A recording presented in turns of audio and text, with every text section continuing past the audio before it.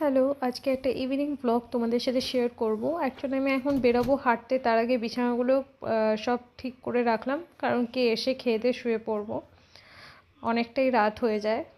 তো এখন আমি বেরোবো একটু হাঁটতে, তার আগে বাড়িতে না আমি যোগা করেছিলাম টুকটাক, তো বেরিয়ে পড়ছি। আর মন ভালো থাকে না সব সময়, ঠিক আছে, আজকেও মনটা ভালো ছিল না আমার, প্রায় এরকম হয়, কিছু করার নেই।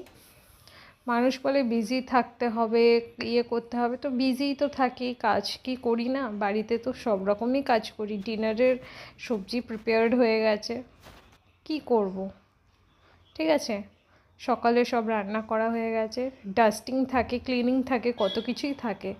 ওগুলো করে একটুখানি সময় শোবো, দেন যোগা করব, টাইম চলে যায়, টাইমের কোনো ইয়ে নেই, বিজিই থাকি আমি। অনেক মানুষ এরকম বলে যখন আমি বলি আমার ভালো লাগছে না, তো মানুষ বলে ওরকম। তো যাই হোক, এখন আমার খুব ভালো লাগছে, কারণ কি এখন যাব বাড়ি।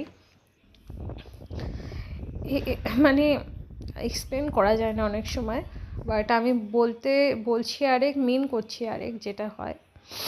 আর এখান থেকে দুধ নেওয়া হচ্ছে, কারণ কি রাত্রিবেলা দই বসানো হবে, ঠিক আছে।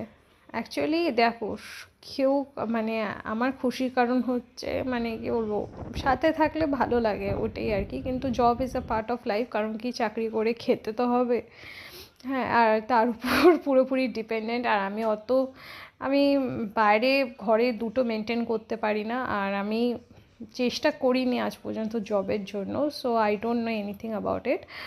সো এখানে আমি এসছি, দুধটা গরম হতে হতে আমি ভাবলাম গ্যাসটা পরিষ্কার করে দিই, কারণ কি শাশুড়ি রুটি বানিয়েছে, কিন্তু রুটি অনেক গুঁড়ো থাকে, যেটা আমার খুব মানে নোংরা লাগে। সো আমি মুছে নিই ওইগুলো, আমার একদম নোংরা জিনিস পছন্দ না, ডার্টিনেস আমার পছন্দ না। সো এখানে এটা আমার